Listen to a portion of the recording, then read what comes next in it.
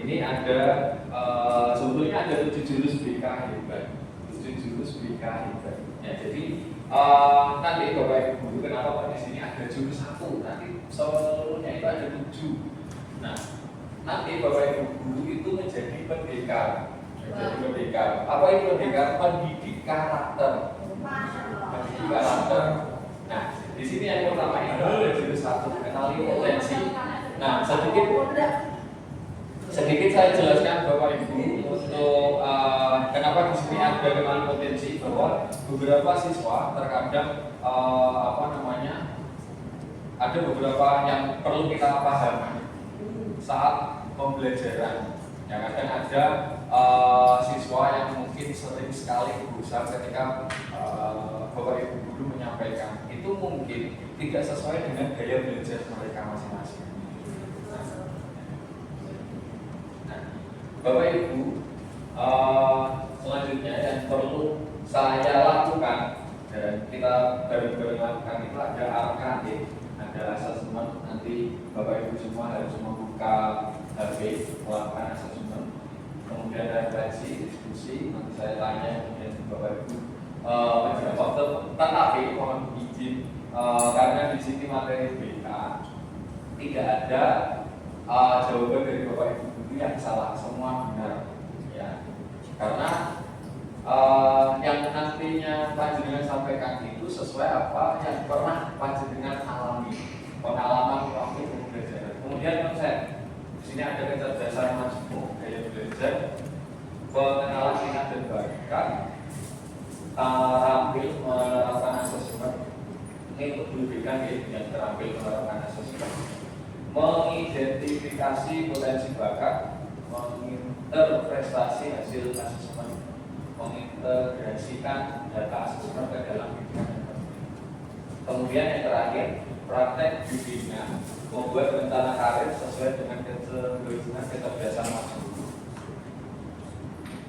Nah, ini yang pertama, selamat datang para pendekar. Bapak Ibu semua ini adalah pendekar pendidik karakter. Kalau misalkan siswa-siswinya mungkin dengan norma atau aturan-aturan yang sudah ditetapkan oleh sekolah kok mungkin melakukan kesalahan, maka sebetulnya kita semua yang wajib mengingatkan, bareng-bareng mengingatkan, bukan hanya Bapak Ibu kita. Selamat datang di Padepokan Telaga Air.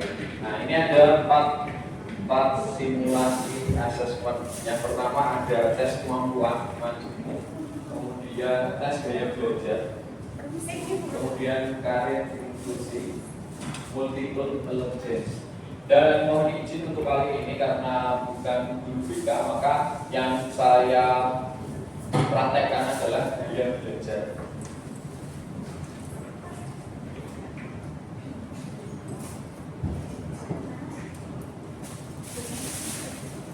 Nah, sebelum masuk ke gaya belajar, mohon izin Bu Wiro, kita bantuannya membaca. Nanti kemudian sekalian itu ya Bu, pesan moral dari gambar tersebut. Jadi, saya mohon izin Bapak Ibu ini karena kita sudah tujuh sama Pak Luman. Untuk itu saya akan membaca teks yang berada di sana. Itu for a fair session, everybody has to take this exam. Please climb that. Jadi di situ ada seorang laki-laki, kemudian dia mengatakan seperti itu. Sedangkan yang diberitahukan itu artinya apa dulu sih? Di situ adalah for first mention untuk pemilihan secara adil. Setiap orang harus di situ ada estetik, harus mengambil contoh yang sama.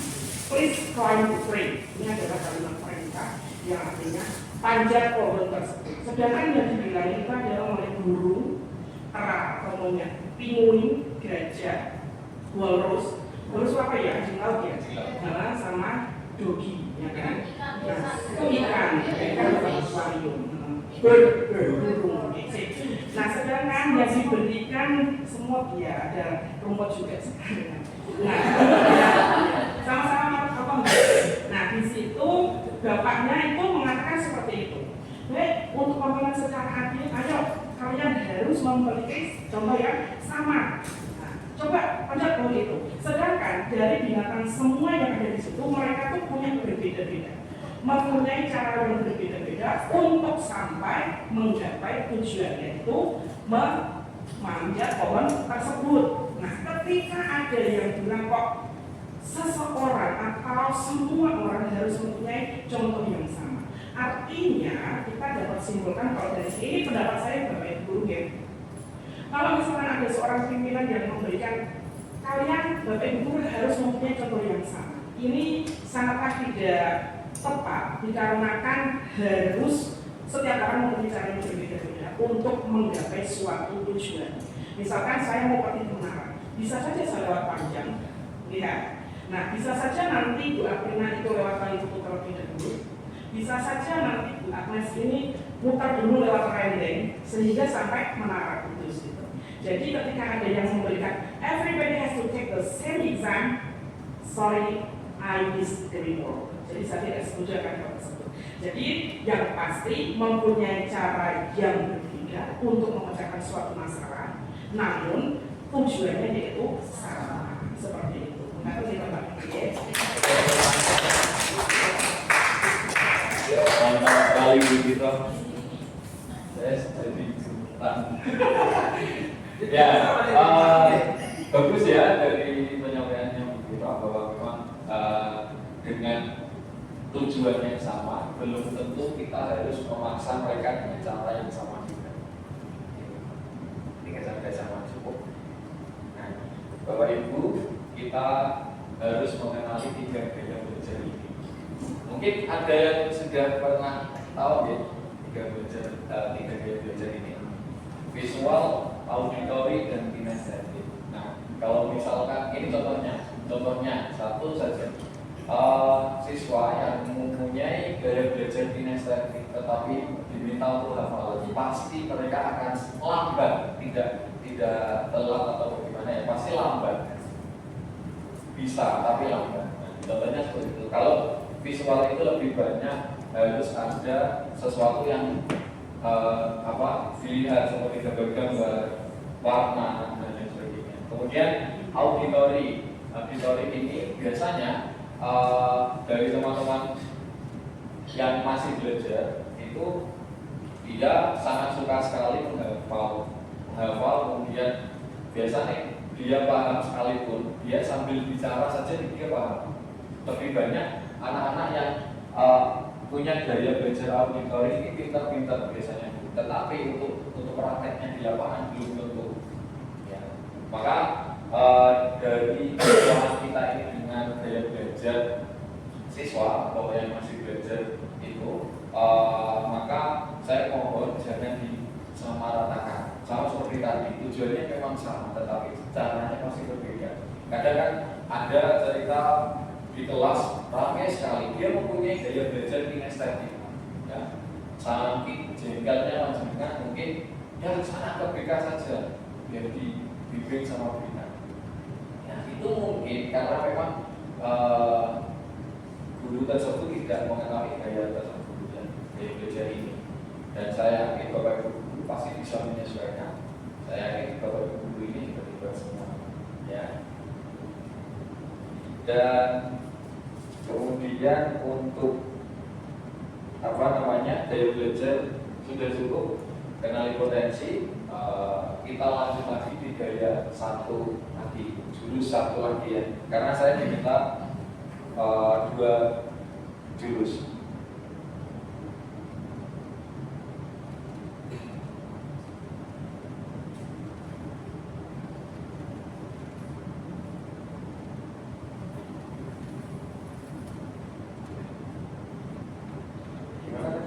Windows P ya.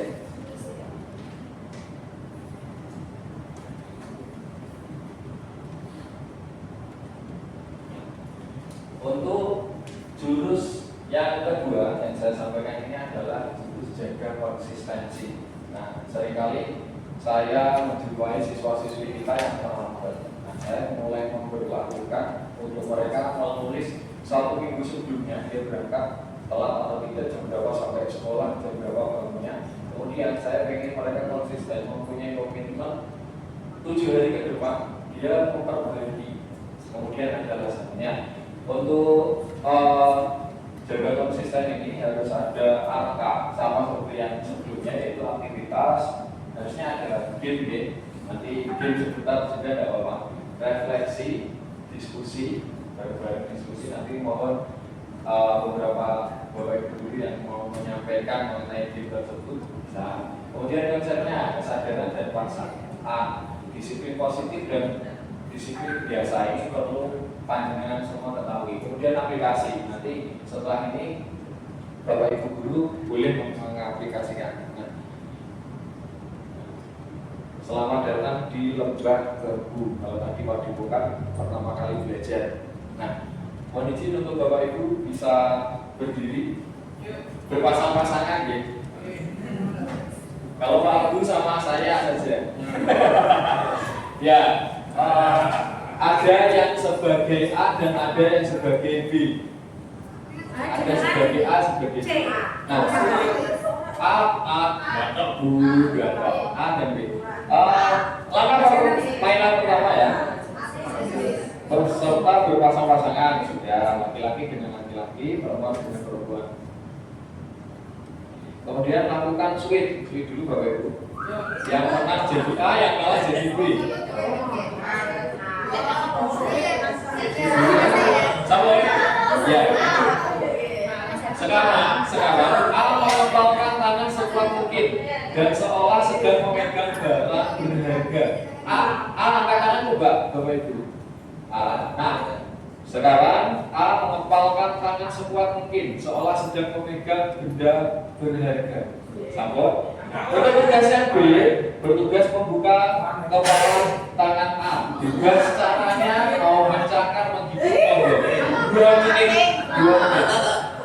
2 menit.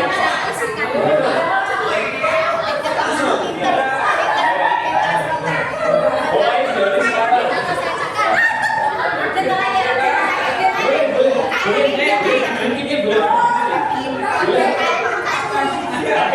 Tapi ngapunten jangan dulu bahaya.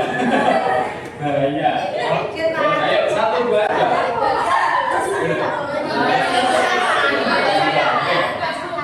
Ya.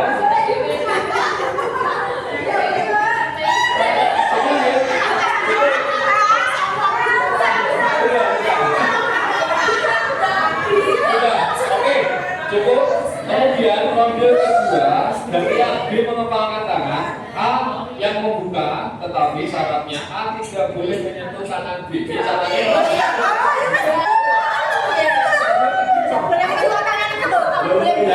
itu memang lanjut.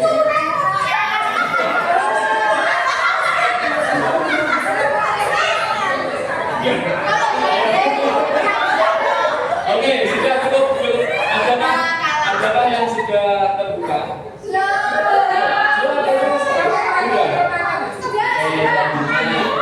Lalu bisa dulu.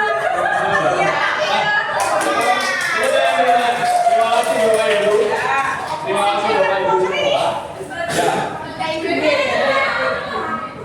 Ya. Ini kita diskusi. Selanjutnya kita diskusi untuk jaga konsistensi. Ya. Yang pertama, apakah mudah membuka tangan A? Apa saja upaya yang dilakukan untuk membuka tangan A? Apakah berhasil? Pas saya buka tadi boleh memegang tangan ya? Berhasil atau tidak? Berhasil. Yang tidak berhasil coba kan? Oh tidak berhasil. Oke, yang kedua, mengapa saat B berupaya membuka, A mengepalkan tangan sekuat mungkin, semakin dipaksa semakin kuat. Kenapa? Yang B mana? Semakin dibuka semakin kuat. Oke, selanjutnya apa yang dia lakukan? Ini yang kedua. Untuk membuka kepala tangan B tanpa menyentuh apakah berhasil? Yang berhasil angkat tangan. Dengar. Nah, ini biasanya unik-unik alasannya. Apa bu alasannya kok bisa kebuka?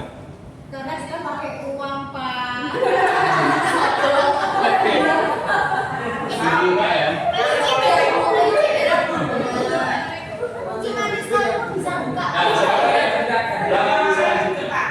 Mana yang lebih mudah, apakah pada ronde pertama dengan kontak fisik atau ronde kedua? Kedua. Pertama.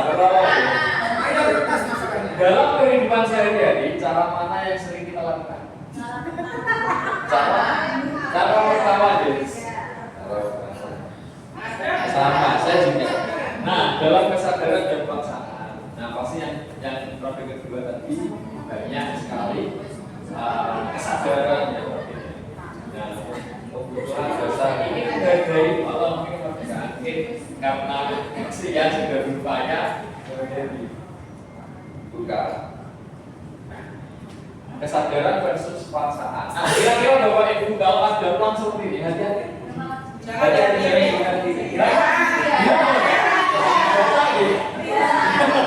Kelihatan nih Pak ya. Caranya lihat belok aja langsung kita beras. Itulah kita. Sama dengan mulut kita. Ya, ini ada gambar otak di Bapak Ibu. Saya jelaskan sedikit mengenai emosi. Bagi kita sebagai guru BK itu ada 3 bagian emosi ya. Disimpulkan seperti ini Bapak Ibu, bahwa seperti ini adalah neokortex. Makanya seringkali psikologi itu kalau ada kliennya yang berusaha untuk menenangkan diri itu lebih disarankan seperti ini. Ya, ini namanya neokortex. Kemudian dibuka ini limbik, ini masih aman kalau dikatakan itu sebagai bunglon karena masih bisa menyesuaikan. Nah, kalau ini reptilian brain. Kalau dibahasakan sebagai dinosaurus. Jadi kalau sudah seperti ini biasanya pokoknya lepas. Mau marah mau apa pasti sudah lepas. Nah, itu sedikit mengenai emosi. Nah, ini sebetulnya ada videonya Bapak Ibu. Saya jelaskan videonya itu seperti ini. Saya tidak bisa membukanya. Jadi bintang ini kenal ya? Bintang ini mau sholat. Sudah siap-siap hendak sholat. Nah, tiba-tiba ibunya berteriak terus sholat. Bintang sholat. Nah, seperti membentak, memaksa. Akhirnya reaksi bintang itu tidak jadi. Akhirnya kembali ke kamar. Nah, itu sebuah paksaan Bapak Ibu. Nah, bukan kesadaran. Padahal sebelumnya dia itu punya kesadaran penuh untuk melakukan ibadah sholat. Dari 10 tombol ajaib ini, ayo kita dalam diri ya. Kira-kira Bapak Ibu mana yang mau dipencet? Salah satu saja. Tantangan. Kenapa tantangan Bapak? Iya. Karena saya sudah tantangan. Ini kawan. Cek. Ini kawan. Ini Pak. Cek. Ini kawan. Gak ingin taruhan. Karena apa Pak? Mau pencet gak ingin taruhan? Karena dengan rasa tahu pasti jika tidak secara tidak langsung itu akan muncul secara terus-menerus. Itu sebuah kesadaran gitu Pak. Cek. Berapa keras nih? Cek. Kalau saya pertama Pak Joy, sengaja. Karena Kenapa? perasaan senang kita akan tertarik untuk melakukan segala sesuatu. Semua yang panjenengan pilih itu adalah kesadaran masing-masing, bukan sebuah paksaan. Karena panjenengan pilih sendiri. Nah, ini adalah contoh pembiasaan berbasis kesadaran. Nah, contohnya disiplin biasa. Contohnya ya, karena faktor eksternal seperti pasangan tadi. Kamu sholat tapi dia datang untuk sholat. Kalau disiplin positif karena kesadaran internal, sama seperti bintang emon tadi sudah sadar mau sholat, tetapi karena adanya disiplin biasa, ada paksaan dari orang tua, akhirnya dia mengurungkan niat untuk sholat. Padahal niatnya sudah bagus, punya kesadaran. Kemudian membentuk kepatuhan, disiplin biasa. Untuk disiplin positifnya menumbuhkan tanggung jawab. Jadi kepatuhan itu hanya sekadar dia menghormati saja, takut dengan aturan. Tetapi kalau disiplin positif, dia membuka tanggung jawab bahwa sadar kalau memang tanggung jawabnya ini, dan kemudian apa yang didapatkan pasti kembali kepada dirinya. Kemudian disiplin biasa itu jangka pendek, ya, jangka pendek. Sama seperti pas ada siswa yang terlambat, kamu terlambat ini pokoknya besok berangkatnya jangan sampai terlambat. Biasanya kalau siswa takut itu termasuk ada disiplin biasa. Dia mungkin besoknya tidak terlambat, tetapi besoknya lagi biasanya dia Jasa seseorang. oh iya, saya bawa. Kalau disiplin positif itu jangka panjang, ya mungkin dari penyikapan siswa-siswi yang tepat itu bisa merubah mereka menjadi lebih bertanggung jawab. Nah, ini dari pesan dari Kak Seto, wes sepuh ya, tapi masih dipanggil Kak. Nah, zaman jangan mimpi punya anak yang penurut. Kita justru akan frustasi. Mimpilah punya anak yang mandiri dan bisa kerja sama. Betul. Ya, silakan difoto Pak Iwan.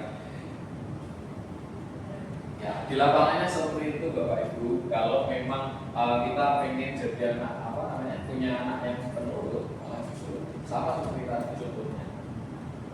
Sesuai dengan keinginan orang tua, malah ternyata dari tersebut dia merasa disiplin biasa menjadi kepaksa. Jadi kita punya anak yang mandiri dan bisa diajak kerja sama. Nah, bagaimana kebiasaan terbentuk dari petunjuk yang untuk melakukan tindakan lalu ganjaran. Bapak Ibu, saya jelaskan untuk ganjaran ini bukan berarti harus berupa hal tampak seperti uang, seperti yang sekarang mungkin anak muda butuhkan lah ya. Mungkin bisa apresiasi, mungkin bisa diajak bareng-bareng kerjasama untuk membersihkan rumah, itu juga ribet Bapak Ibu, karena tidak banyak Bapak Ibu orang tua yang menemani anaknya sampai setiap hari. Ya. Nah, sedikit Pak. Kemudian dari kesadaran menuju kebiasaan yang konsisten. Ini contohnya seperti saya. Saya itu sudah ini tadi yang saya jelaskan neokortex, limbik, sistem, kemudian linear. Nah, di sini 2 hari itu masih pada korteks aman, neokorteksnya aman, masih aman. Kemudian 3, 4 menurun.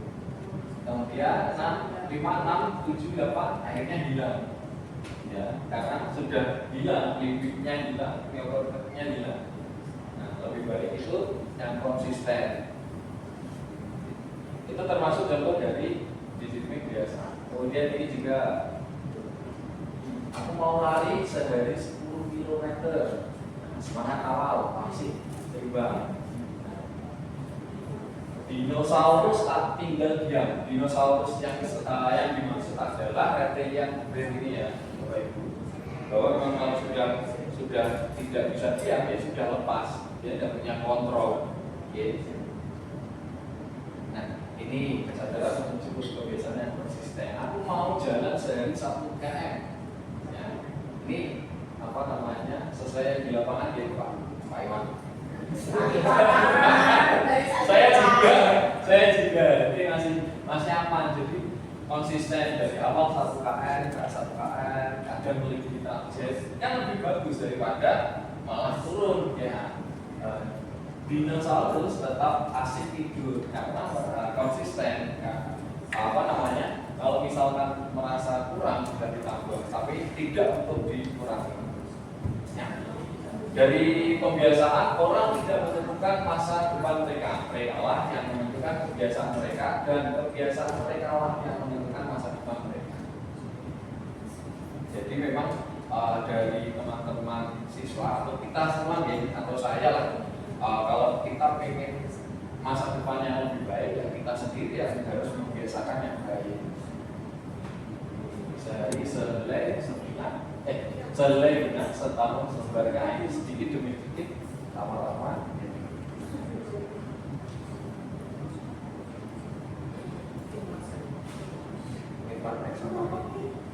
Nah, yang terakhir